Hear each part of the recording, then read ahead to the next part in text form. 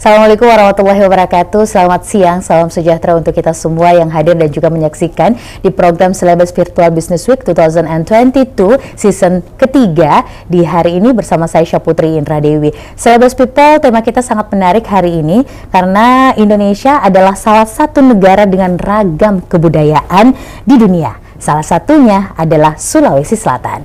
Nah, dengan kearifan lokal yang sangat beragam, mulai dari bahasa, suku, budaya, dan lain sebagainya. Nah, namun kebanyakan nih Celebes People, di era sekarang kebanyakan kaum milenial, khususnya nih Celebes People, kaum perempuan, sudah tergerus dengan adanya pengaruh dari budaya luar. Nah, Celebes People, bagaimana cara kita sebagai perempuan ikut serta dalam melestarikan kebudayaan yang ada di tanah kita, dan untuk selengkapnya kita akan bahas ini bersama dengan Kepala Dinas Kebudayaan Ibu Herfida Atas. Assalamualaikum warahmatullahi wabarakatuh, Ibu. Waalaikumsalam warahmatullahi wabarakatuh. Gimana kabarnya nih, Bu? Alhamdulillah sehat. Alhamdulillah sehat, luar biasa ya, Bu ya. Iya, apalagi berpuasa ya. Subhanallah. Nah, aktivitas tetap berjalan ya, Bu ya, meskipun di tengah bulan suci Ramadan. Nah, sebentar lagi juga kita akan merayakan hari kemenangan nih, Bu ya. Nah, dengan tema kebudayaan, siapa sih yang tidak mau melestarikan kebudayaan kita, kearifan lokal Provinsi Sulawesi Selatan nih, betul begitu, Ibu? Iya. Nah, Ibu, saya mau tanya nih, pentingkah perempuan ikut serta dalam melestarikan dan juga merawat kebudayaan kita?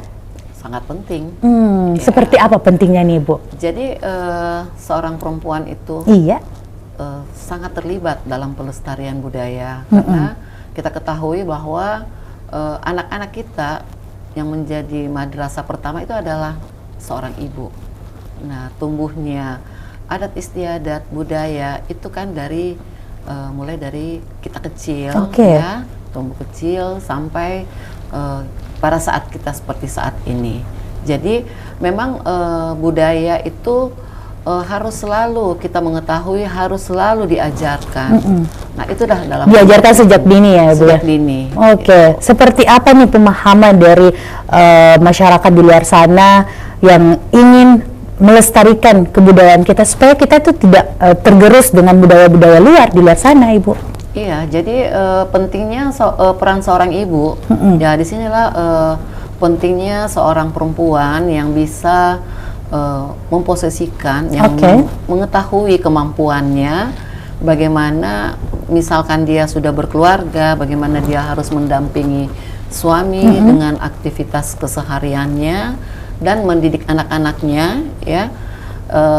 Disinilah bisa dilihat bahwa perempuan itu bisa membagi waktu, ya, bisa membagi waktu, bagaimana dia harus bekerja di bidang yang dia harus geluti, di mana dia harus mengutamakan, mendidik anak. Jadi mendidik anak itu adalah kewajiban yang pertama dan merupakan hal yang pertama agar anak itu tidak melupakan apa yang menjadi prioritas utamanya, seperti itu ya, Bu ya? Iya. Apalagi jangan pernah meninggalkan namanya budaya kita. Nah, Ibu, kalau kita lihat ya zaman sekarang, zaman now, kaum milenial ini kan kebanyakan sudah mulai sedikit demi sedikit sudah mulai meninggalkan yang namanya kearifan lokal.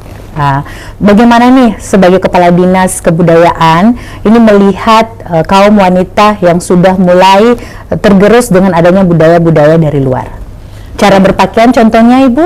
Iya, jadi itulah yang saya sampaikan tadi, bahwa pemahaman atau mengingatkan tentang budaya kita itu harus selalu berkelanjutan. Nah, dari Dinas Kebudayaan sendiri upayanya adalah dengan selalu ada kegiatan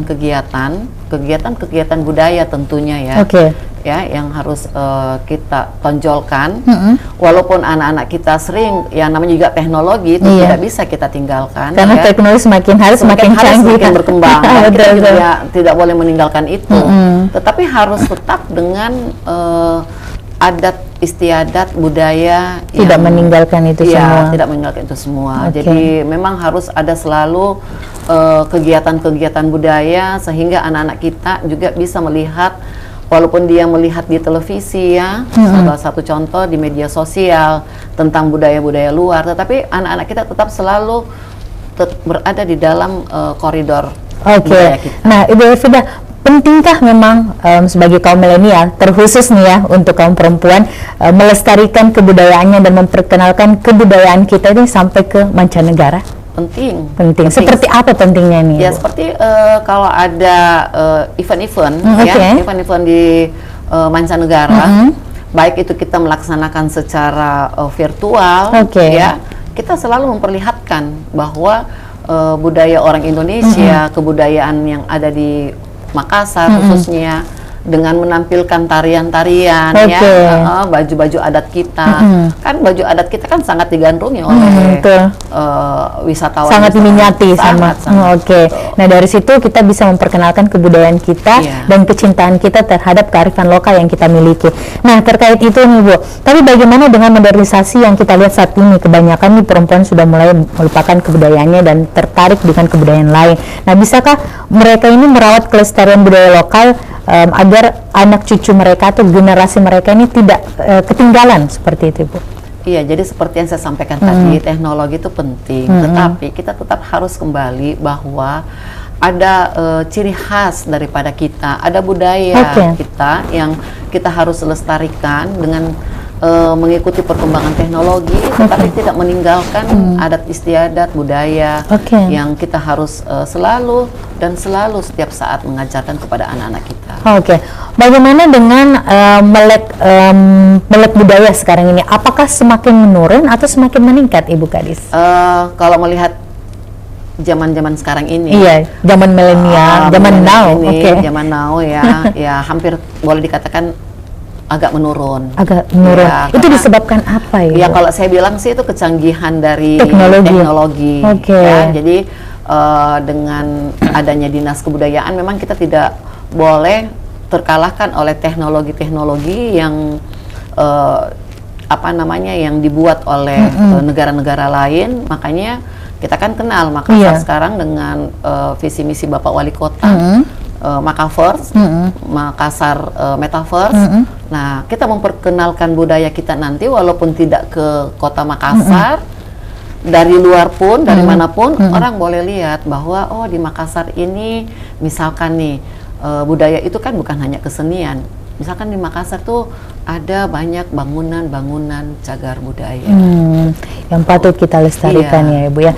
Nah, menurut Ibu nih sebagai kaum perempuan, pandangan Ibu sejauh ini dari kacamata Ibu, apakah perempuan ini sudah mulai melupakan kebudayaannya sehingga tidak memperdulikan lagi asalnya dari mana dan juga sukunya seperti apa? Itulah pentingnya bahwa mengingatkan budaya-budaya kita kepada kaum perempuan itu memang tidak boleh kita tinggalkan. Selalu harus ada upaya-upaya mengingatkan itu. Karena kalau saya melihat perempuan-perempuan Indonesia juga tidak pernah meninggalkan budayanya, walaupun mereka ikut dengan teknologi yang modern, karena memang itu harus ya untuk kita ikuti supaya kita tidak ketinggalan. Tetapi mereka tetap dengan adat istiadat budaya-budaya yang selama ini kita berdayakan. Nah selain itu Bu Kadis, selain itu upaya apa yang telah dilakukan pemerintah dan juga seluruh stakeholder untuk melestarikan kearifan lokal yang dimiliki oleh Sulawesi Selatan terkhusus di Kota Makassar?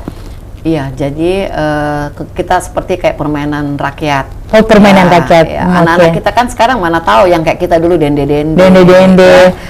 Angklung. Nah, sejalan dengan visi misi wali kota dan wakil wali kota dengan adanya 5.000 lorong wisata.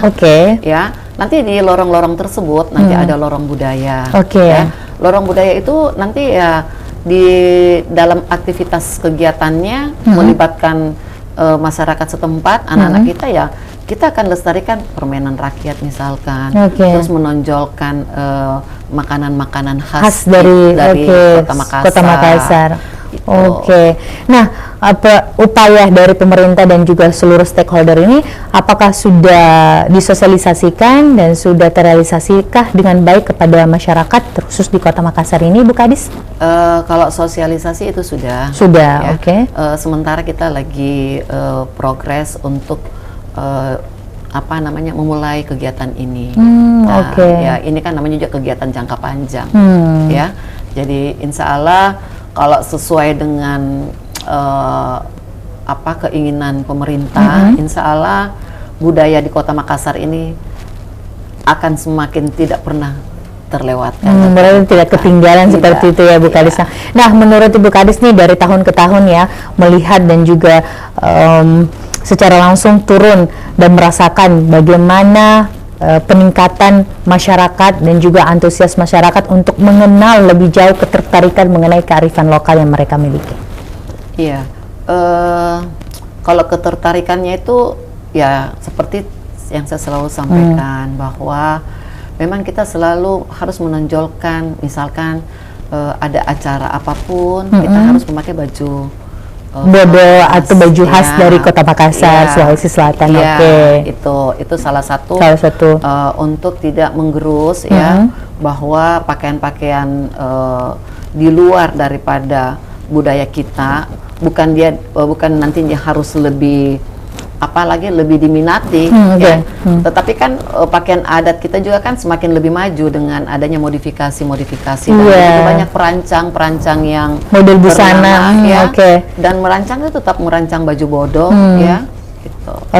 Menjadikan baju bodo itu menjadi modern lagi, mengikuti perkembangan zaman yang ada karena ketertarikan dan juga antusias masyarakat yang ingin mengenal lebih jauh kearifan lokal dari produk-produk dari Sulawesi Selatan ya Bu ya. Nah Ibu, ini bagaimana sih Bu literasi budaya itu pentingkah digalakkan sekarang sejak dini Bu kepada masyarakat ataupun anak-anak sekarang? Sangat penting. Sangat penting karena kalau kita tidak menggalakkan dari sekarang dan selalu kepada anak-anak kita mengenal, contohnya anak-anak sekolah itu penting untuk selalu jalan-jalan ke tempat-tempat bersejarah. Di Makassar kan ada museum, ya. Nah itu yang harus diberikan pendidikan itu dari tingkat dasar. Jadi menjadi salah satu aktivitas kurikulum daripada pendidikan anak-anak kita. Karena kalau bukan dari usia dini ya, kalau kita sudah menjelang dewasa baru mau mengenal, itu sepertinya kaget. Kalau Makassar bilang tak bangka. Nah, Ibu Kadis ya, mengenal tempat-tempat bersejarah tentunya adalah salah satu hal yang sangat menarik dan juga unik untuk kita lestarikan. Nah, terkait itu Ibu, seberapa antusiaskah anak-anak sekarang untuk lebih dekat lagi terhadap kebudayaannya? Sebenarnya anak-anak kita tuh sangat antusias. Daya ingin tahunya itu sangat besar. Sangat tinggi. Tetapi itulah bahwa memang kami dari pemerintah harus menjadikan misalkan museum kota. Museum kota itu sekarang masih belum berbasis digitalisasi. Nah, perkembangan zaman anak-anak kan mana ada sekarang yang mau membaca begitu panjang sejarah-sejarah.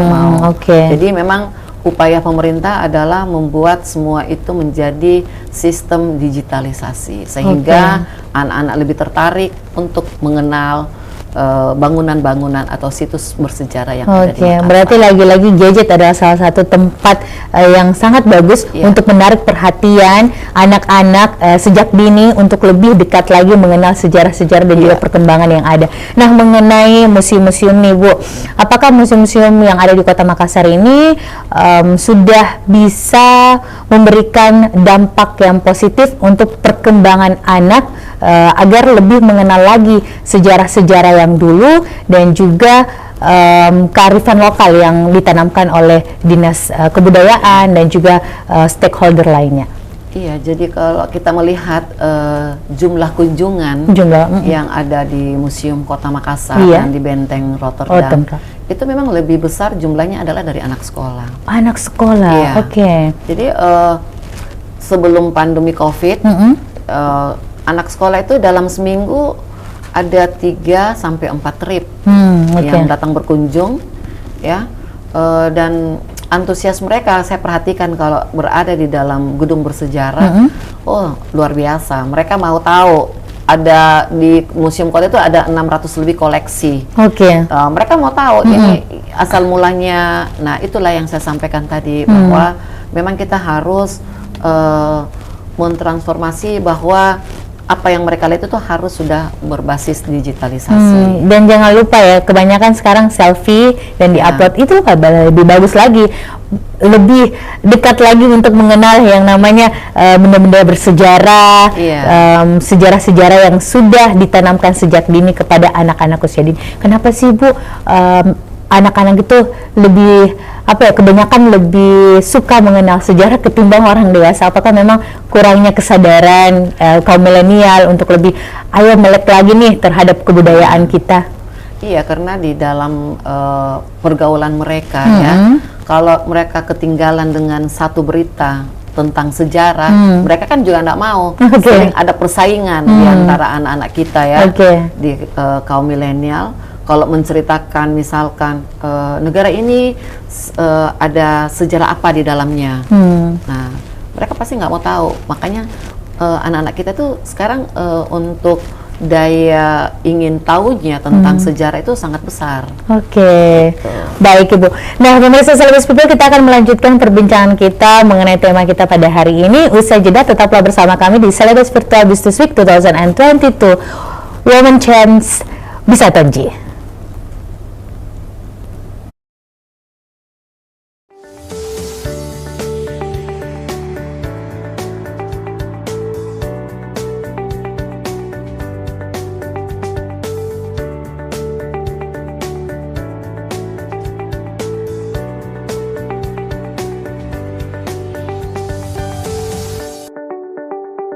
Pertama, konvergensi 3 media dalam satu aplikasi. Nikmati kemudahan menonton Celebes TV, mendengar Celebes Radio, dan membaca berita-berita online. Semua di ponsel Anda. Download aplikasinya sekarang di Play Store dan App Store. celebesmedia.id, referensi dan inspirasi.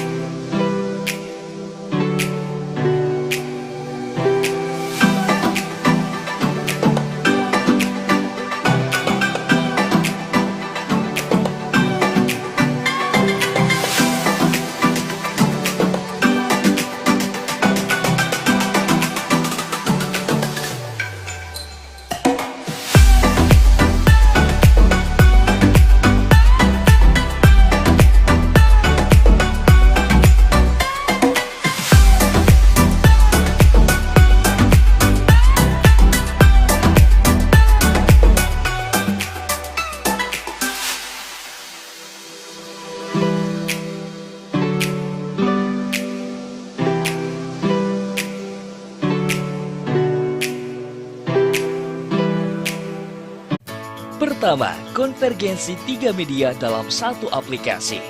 Nikmati kemudahan menonton Celebes TV, mendengar Celebes Radio, dan membaca berita-berita online. Semua di ponsel Anda. Download aplikasinya sekarang di Play Store dan App Store. celebesmedia.id, referensi dan inspirasi.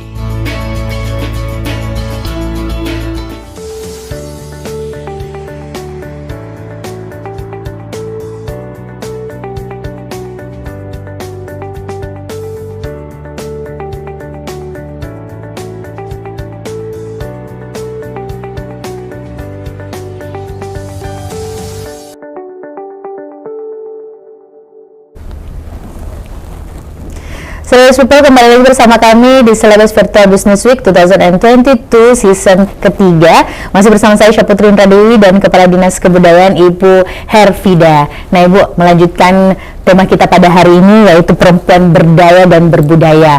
Nah tentunya dari pemerintah sendiri ada program andalannya. Nah, kalau bahasa Makassarnya itu ada tawa program andalannya yang harus terus dilestarikan oleh masyarakat lokal terkhusus di Kota Makassar. Itu seperti apa, Ibu? Iya, jadi di Kota Makassar ini adalah satu-satunya kota yang mempunyai Hari Kebudayaan di Indonesia. Oke, nah mengenai Hari Kebudayaan ya Bu ya, tentunya ada momen spesial dan juga daya tarik dan antusias masyarakat untuk mengenal lebih jauh lagi ketertarikan mereka tentang kearifan lokal. Iya, jadi kenapa saya sampaikan bahwa di Hari Kebudayaan itu adalah di mana hari semua masyarakat terlibat untuk beraktivitas memakai pakaian adat, ya. Bahkan semangat anak-anak kita karena dalam beraktivitas mengikuti sekolah tetap dengan berpakaian adat. Itu di 1 April. Oke. Ya, nah, apresiasi nih Bu dari masyarakat sendiri antusiasnya untuk menyambut Hari Kebudayaan itu seperti apa? Luar biasa. Oke. Bahkan dari sejak Hari Kebudayaan yang pertama 2019 itu sudah mereka nantikan. Oke. Kapan lagi katanya sampai keramaian seperti ini. Itu. Oke.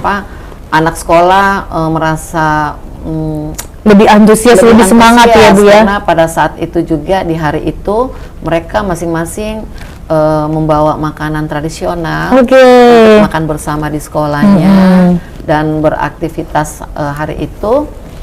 Ada yang malah bermain permainan tradisional dengan berpakaian adat dan materi pelajarannya juga muatan lokal juga. Budaya. Oke. Nah Ibu, terkait itu ya Bu ya, tentunya dalam Hari Kebudayaan ini banyak sekali masyarakat, tidak hanya anak-anak tapi kita juga nih kaum milenial pasti ini berbondong-bondong untuk menampilkan masing-masing adat kita, suku kita. Nah, seperti apa apresiasi dari pemerintah untuk masyarakat yang sudah ikut berpartisipasi dalam memeriahkan Hari Kebudayaan? Iya, jadi memang di Hari Kebudayaan itu bukan hanya memakai baju adat daerah kita, tetapi itu nasional. Nasional, ya, jadi kita juga tidak harus memberatkan ya individu bahwa harus beli, harus punya yang baru dengan koleksi yang ada. Dan apresiasi pemerintah dengan adanya Hari Kebudayaan ini, itu kita bisa lihat sejak tahun 2019 perputaran ekonomi yang hanya dari penyewaan dan pembelian baju adat dan penjualan makanan tradisional dalam 1 hari itu bisa sampai 24,5 miliar. Wow, luar biasa sekali ya Ibu ya, antusias masyarakat ini. Oke, nah terkait itu juga Ibu ya, antusias masyarakat tentunya sangat diapresiasi oleh pemerintah. Nah, selain memperkenalkan kearifan lokal dengan salah satu busana yang dikenakan di Hari Kebudayaan, nah pasti juga tidak ketinggalan nih yang namanya kuliner. Nah, kuliner yang paling diminati dan juga dicari oleh masyarakat luar nih Bu ketika berkunjung di Kota Makassar ini apa sih Bu? Pasti coto ya. Coto ya, oke. Pasti yang terkenal itu coto. Padahal di Makassar ini kan kalau kita dalam 1 hari tidak habis kuliner tradisional kita untuk dicicipi. Mungkin dia sampai kita harus stay di Makassar itu kalau bagi pendatang mungkin 3 hari, 4 hari baru selesai kuliner tradisional. Dan semuanya kan semuanya orang juga mengakui bahwa kuliner tradisional yang ada di Makassar ini semua enak. Nah Bu, adakah ketertarikan pemerintah untuk bekerja sama dengan para entrepreneur di luar sana untuk ayo tingkatkan lagi kearifan lokal dengan menu-menu tradisional yang ada di Kota Makassar, seperti dengan mengadakan bazar-bazar seperti itu Ibu? Iya, sebenarnya kalau berbicara dengan tentang kuliner itu adalah bagian daripada tugas Dinas Pariwisata, ya.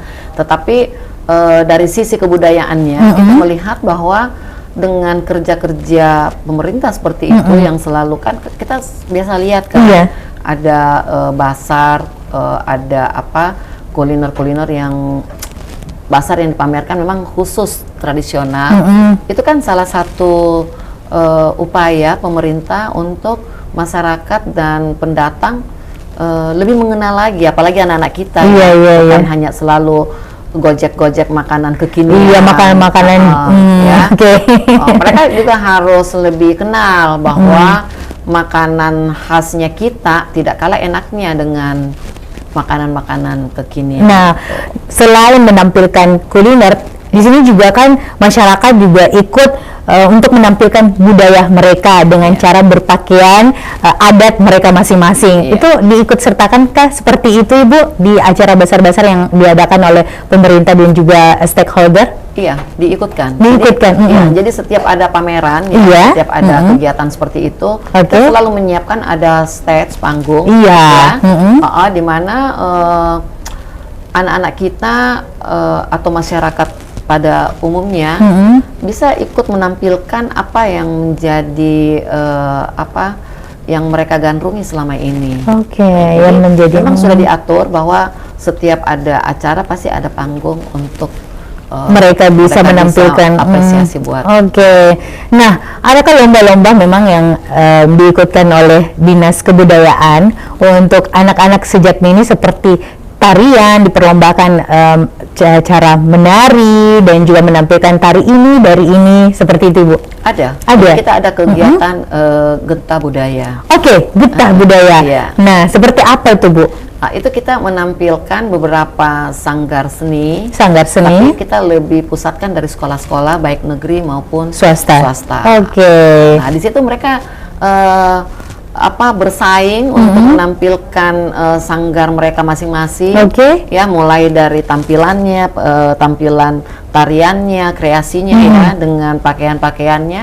Nah, di situ memang sangat terlihat bahwa antusias anak-anak kita tuh sangat luar biasa lah kalau dijadikan ini jadi bahan pertandingan. Nah, mengenai soal pertandingan nih, seperti apa dukungan dari pemerintah untuk mendukung generasi-generasi saat ini untuk menampilkan ketertarikan mereka di dunia tarian seperti itu, Bu? Iya, jadi memang di dalam visi misi wali kota ada satu anak satu bakat.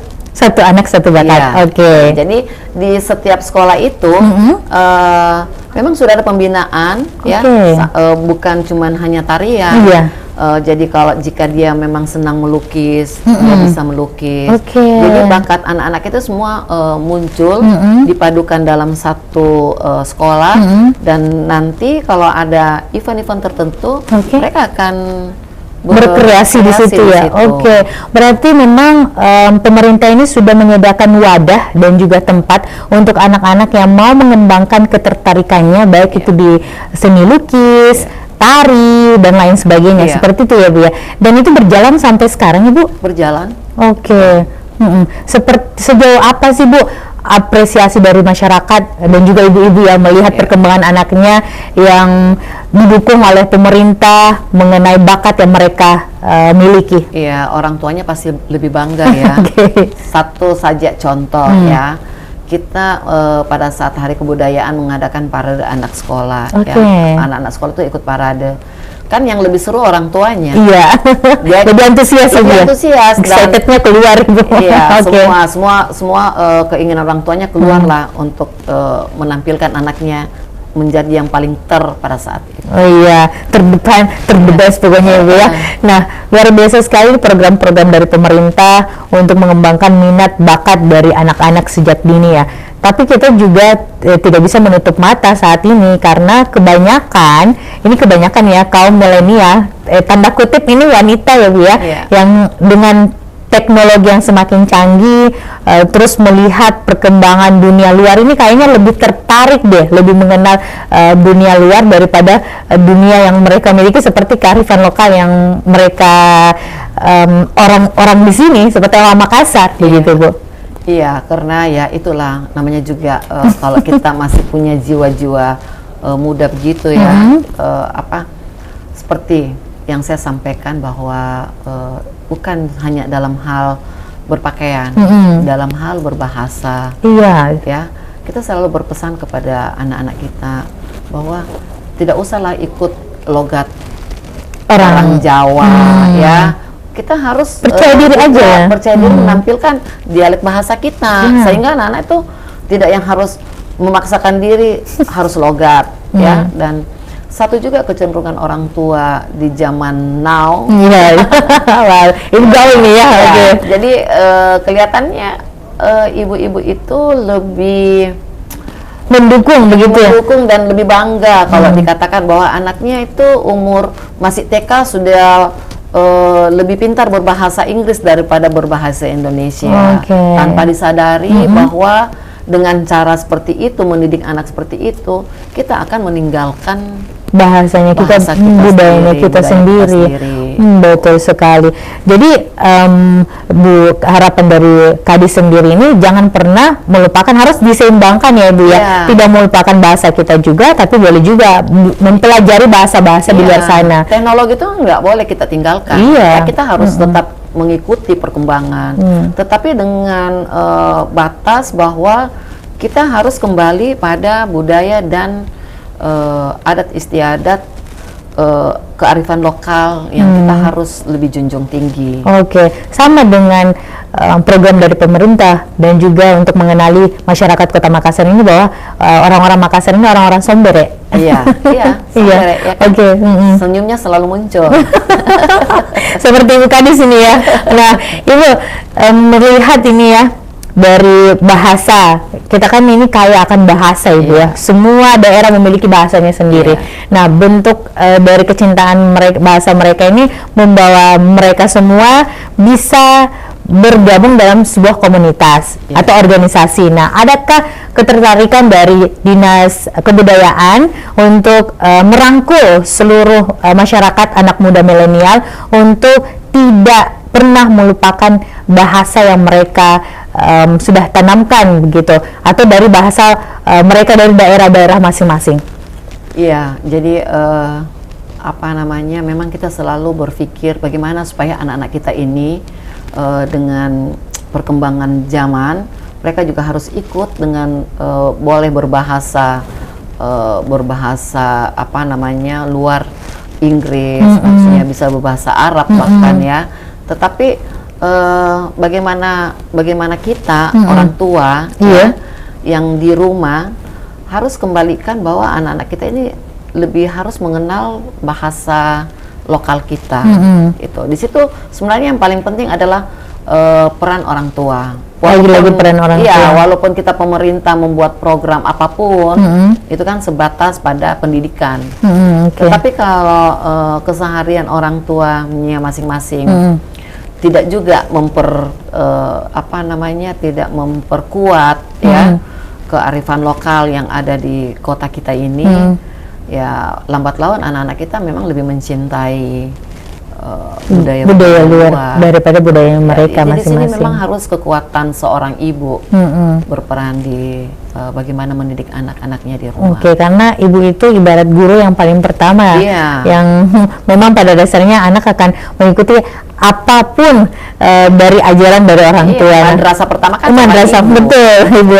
Nah, anak-anak dituntut untuk selalu bisa mencintai kebudayaannya sendiri, karena sewajarnya ya kita harus bisa mengembangkan dan juga melestarikan budaya kita sampai ke mancanegara, agar kita bisa lebih lagi mengenal sejauh mana sih budaya kita di mata orang lain di sana.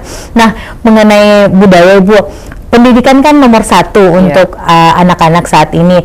Apakah dengan bahasa lokal ini sudah diterapkan lagi kembali di dunia pendidikan? Kan dulu bahasa lokal itu sudah istilahnya tergerus ya Bu dengan bahasa-bahasa lain yang ada di dunia pendidikan. Itu seperti apa dari Bu Kadis sendiri? Iya, harapan kita itu kepada Dinas Pendidikan tentunya ya, untuk ada materi, dan itu kemarin sangat diapresiasi oleh Bapak Wali Kota, bahwa ada materi yang muatan lokal yang harus dikembalikan. Seperti dulu kita kan belajar lontara. Oke, bahasa ya, lontara, ya. betul Ibu. Ya kan, Kak Gangangka, Iya. Nampak, kita kan sampai hafal. Iya. Tapi tulisannya pun juga ya, tapi karena tidak diajarkan secara terus menerus, sehingga itu terlupakan. Nah, itulah dari Dinas Kebudayaan kita memikirkan bahwa harus ada aplikasi yang dimana semua masyarakat jangan hanya bisa melihat bahwa kalau huruf begini ada titiknya itu tulisan lontara, itu huruf lontara, tetapi tidak bisa membaca. Maka kita ada satu nanti aplikasi di tahun ini, Apilajara. Aplikasi belajar lontara. Nah, dan ini dikemukakan langsung oleh Kepala Dinas Kebudayaan tentunya. Namanya apa Ibu aplikasinya? Apilajara. Apilajara kan belajar ya dalam bahasa daerah. Tapi sinonimnya itu aplikasi belajar lontara. Itu adalah program yang akan digalakkan oleh pemerintah Ibu ya. Kapan terrealisasinya itu Ibu? Tahun ini insya Allah. Kita bisa nanti untuk belajar lontara itu bukan berarti kita harus buka. Kita dengan gadget tinggal buka website dari Dinas Kebudayaan, itu bisa langsung. Berarti langsung muncul menu aplikasi belajar lontara. Berarti masyarakat ini selalu dimanjakan dengan kemudahan ya Ibu ya. Jadi kurang apa lagi dong ya. Kita tinggal mendukung segala program dari pemerintah dan juga ikut berpartisipasi untuk terus memberdayakan budaya kita. Betul. Oke Ibu, kita akan kembali lagi Celebes Virtual usai jeda. Tetaplah bersama kami di Celebes Virtual Business Week 2022 Season 3.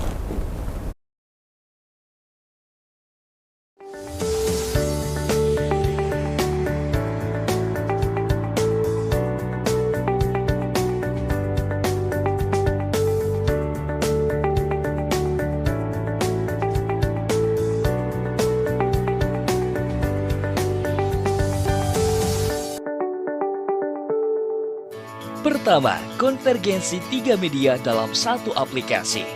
Nikmati kemudahan menonton Celebes TV, mendengar Celebes Radio, dan membaca berita-berita online. Semua di ponsel Anda. Download aplikasinya sekarang di Play Store dan App Store.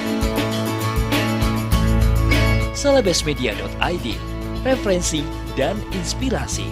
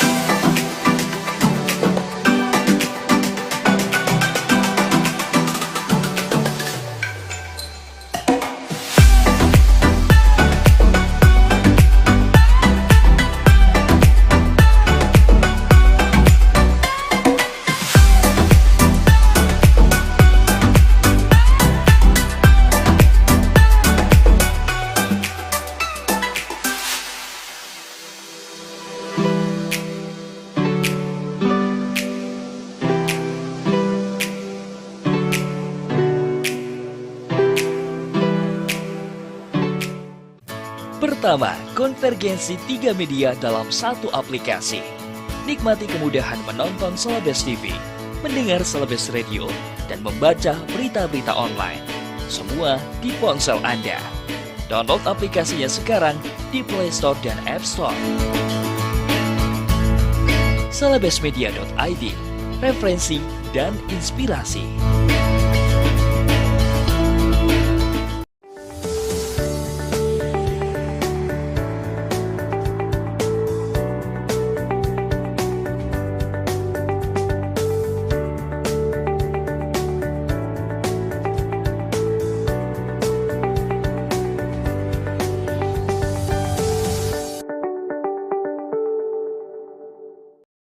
People, kembali lagi bersama kami di Selebes Virtual Business Week 2022 season ketiga. Masih bersama dengan narasumber kami, Kepala Dinas Kebudayaan Ibu Herfida. Nah Ibu, banyak sekali pembahasan yang sudah kita jelaskan dari segmen pertama dan juga segmen kedua mengenai bahasa, suku, budaya.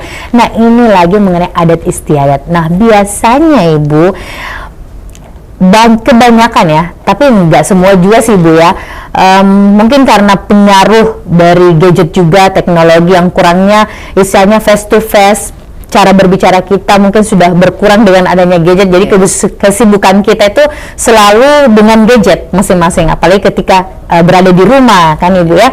Nah adat istiadat itu mulai tergerus dan dilupakan, misalnya dengan kata tabe, permisi. Itu gimana Bu menurut Ibu sendiri? Ya itu kalau kita boleh katakan ya, anak-anak kita sekarang, kalau kita kan dulu takut sekali sama orang tua. Jangan kan Ibu. Baru kita dulu kan tidak ada handphone. Kita menelpon di rumah saja ya, sama kita orang tua juga tidak tahu kita sama siapa, matanya melotot. Sudah takut. Sekarang anak-anak ya Allah, kita yang takut. Oke. Ya, tapi itu mungkin sudah perkembangan zaman ya. Tetapi bagaimanapun perkembangan zaman itu, saya selalu menyampaikan bahwa kembali lagi kepada orang tua masing-masing. Orang tua itu memang sangat besar perannya. Ya. Itulah yang dikatakan perempuan berdaya. Perempuan berdaya kan artinya perempuan yang tahu tugas-tugasnya, tugas-tugas. Kalau dia sudah seorang ibu, bagaimana dia mendampingi suami dengan segala aktivitasnya. Betul. Dan bagaimana seorang ibu mendidik anaknya, ya, untuk bisa menjadi anak-anak yang berkarakter, dan paling penting adalah anak-anak yang selalu punya keimanan yang tinggi. Iya, makanya perempuan berdaya dan berbudaya, agar pemahamannya ini bisa diterapkan ke anaknya masing-masing. Nah, terkait itu Ibu ya, kalau kita lihat mengenai adat istiadat, kesopanan. Nah, perilaku itu harus ditanam dan juga harus diberikan pembekalan kepada anak sejak dini, usia sejak dini, seperti pemahaman mengenai tempat-tempat bersejarah. Nah, melihat tempat-tempat bersejarah saat ini, apakah pemerintah ini sudah mulai memperbaiki sedikit demi sedikit tempat-tempat bersejarah agar generasi-generasi penerus selanjutnya ini bisa lebih tertarik lagi mengenai monumen-monumen bersejarah yang ada di Kota Makassar ini, Bu? Iya. Jadi kalau upaya dari pemerintah, kita kan lihat di Kota Makassar sendiri ini boleh dikatakan masih sangat kurang untuk destinasi, ya. Ketika ada tamu-tamu dari luar untuk stay di Kota Makassar, itu paling tidak hanya untuk stay karena kuliner. Nah, upaya kita dari Dinas Kebudayaan saat ini, kita sedang mengkaji untuk adanya destinasi kota lama. Destinasi kota lama, jadi destinasi tersebut nantinya kita akan melintasi beberapa bangunan-bangunan, situs-situs bersejarah yang ada di Kota Makassar. Dan tentunya nanti kita dengan perkembangan itu, kita membuat semua bangunan tersebut memakai sistem digitalisasi, sistem barcode. Jadi misalkan nih kita ke Benteng Rotterdam, kita pengen tahu Benteng Rotterdam ini berdiri sejak tahun kapan, apa sejarahnya. Kita tinggal dengan mudahnya mengakses dengan barcode, itu akan sudah bisa terlihat. Itu upaya kita. Dan ada juga upaya kita itu adalah heritage hunter.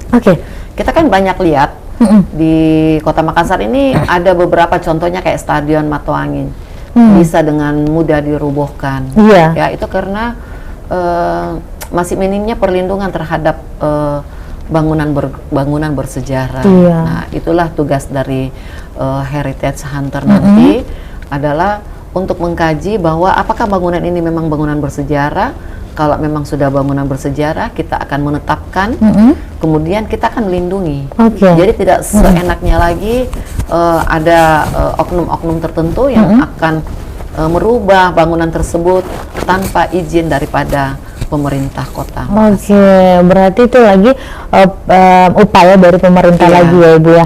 Nah, melihat nih Bu, gedung-gedung bersejarah di Kota Makassar ini yang mungkin harus menjadi perhatian dari pemerintah agar bangunan-bangunan bersejarah ini bisa terus berkembang dan bisa terus diupayakan agar para generasi-generasi sekarang jika ingin berkunjung di sana itu bisa lebih semangat lagi melihat oh ini ya peninggalan-peninggalan bersejarah yang dulunya seperti itu. Dengan melihat kondisi yang sekarang, keinginan dan anak daripada anak-anak kita memang sangat antusias. Tinggal itu tadi yang saya sampaikan bahwa memang sudah harus berbasis digitalisasi sehingga mereka lebih tertarik lagi bahwa mereka bisa sejarahnya seperti ini. Bukan cuma dia melihat bangunannya. Terus kan kalau dengan tour leader, tour guide yang sebentar pulang kan dia lupa. Dengan adanya sistem digitalisasi, mereka akan bisa akses setiap saat kapan mereka inginkan. Nah, Ibu Kadis, apakah ini perempuan memang dituntut untuk harus memiliki wawasan yang luas mengenai kebudayaan seperti dengan tema kita perempuan berdaya dan berbudaya? Iya, memang harus karena seperti yang saya sampaikan tadi. Perempuan berdaya itu adalah perempuan yang mengetahui tugas kapasitas dirinya, di mana waktu dia harus berbuat untuk keluarga, di mana dia harus beraktivitas dengan pilihan-pilihan bidang yang dia geluti, ya. Karena boleh kita lihat banyak sekali sekarang perempuan, contohnya di Dinas Kebudayaan. Kepala dinasnya seorang perempuan. Contohnya seperti Bu Kadis saja deh. Sekretarisnya perempuan. Kepala bidangnya sebagian besar perempuan. Nah, di situ salah satu contoh bahwa memang perempuan itu di zaman sekarang memang emansipasi wanita ya Ibu ya. Negara kan.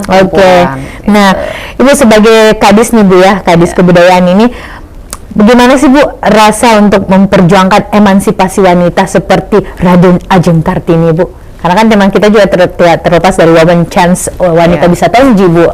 Jadi memang kita perempuan-perempuan tidak boleh. Kita kan sekarang sudah bisa mensejajarkan diri kita dengan kaum lelaki ya. Bu. Bahkan kalau saya boleh katakan apa yang kita kerjakan, banyak hal yang tidak bisa dikerjakan oleh kaum laki-laki. Betul Ibu. Tapi ya itu lagi, sehebat apapun kita harus kembali ke kodrat kita. Sebagai perempuan yang seutuhnya. Baik, Bu, menjadi seorang perempuan dan juga menjadi seorang pemimpin pasti tidaklah mudah ya kan Bu ya. Banyak sekali hal-hal yang harus kita kerjakan dan juga pikirkan. Tidak hanya menjadi seorang pemimpin, tapi juga menjadi seorang ibu rumah tangga. Dari Ibu Kadis sendiri nih, bagaimana sih Bu rasanya menjadi seorang pemimpin, apalagi dengan banyaknya masukan-masukan dari masyarakat, belum lagi dari antusias para masyarakat yang ingin, ayo dong Ibu, sejarah di Kota Makassar ini lebih dikembangkan lagi, diperluas lagi supaya masyarakat itu bisa lebih mengenal lebih dalam lagi tentang kebudayaan lokalnya masing-masing. Iya, jadi kalau saya semua masukan-masukan dari masyarakat ya semua saya terima, ya kita tampung dan kita bisa rangkaikan yang mana yang bisa kita aplikasikan, ya. Tetapi kalau seorang perempuan ya menjadi seorang pemimpin sepertinya lebih tenang. Lebih tenang, lebih tenang. Saya kalau menghadapi sesuatu sesulit apapun, saya hadapi dengan senyum dan tenang. Tipsnya seperti itu Bu? Iya, tipsnya seperti itu bahwa tidak ada kesulitan yang tidak di luar daripada kemampuan kita. Berarti setiap masalah itu selalu ada solusinya ya Bu ya. Nah Bu, berbagi tips dong Bu mengenai tema kita pada hari ini, perempuan berdaya dan berbudaya, itu seperti apa sih menurut Ibu? Ya, jadi kalau seperti saya ya, saya bercerita tentang saya. Iya, kepala dinas kebudayaan aja deh contohnya Ibu Kadis ya, oke. Ya, kalau saya sesibuk apapun, saya harus menjaga komunikasi dengan anak-anak saya, ya, dengan keluarga. Karena dari kecil ya, anak saya memang sudah beraktivitas di luar. Kuncinya adalah komunikasi. Komunikasi, ya, komunikasi. Komunikasi paling penting ya Bu ya, karena tanpa komunikasi ya kita tidak dimanapun kita berada. Oke. Nah, harapan Ibu Kadis nih mengenai perempuan berdaya dan berbudaya, sekaligus juga menutup segmen kita di program Celebrate Virtual Business Week pada hari ini, Bu. Ya, begitu seperti pepatah lama ya, di mana bumi kita berpijak, di situ kita menjunjung langit. Oke. Jadi jadilah perempuan hebat, ya, jadilah perempuan yang terdepan dengan tidak meninggalkan kodrat kita, budaya kita, adat istiadat kita. Oke. Nah, menarik sekali perbincangan kita dengan Kepala Dinas Kebudayaan Ibu Hervida Atas yang sudah menemani kita untuk membahas perempuan berdaya dan berbudaya. Nah, buat perempuan-perempuan di luar sana harus ditanamkan memang generasi milenial sejak dini, generasi muda sejak dini, untuk bagaimana bisa melestarikan kebudayaan lokal kita, untuk tidak meninggalkan yang namanya sejarah-sejarah dan lebih tertarik lagi untuk mengenal sejarah di masa kini dan juga di masa mendatang. Terima kasih banyak Ibu Kadis sudah menemani perbincangan kita, dan Celebrate People tidak terasa kita sudah berada di penghujung acara. Waktunya saya Syaputri Indra Dewi. Terima kasih atas atensi Anda. Tetaplah menyaksikan Celebrate Virtual Business Week 2022 dan Women Chance Bisa Tonji. Wassalamualaikum warahmatullahi wabarakatuh dan sampai jumpa.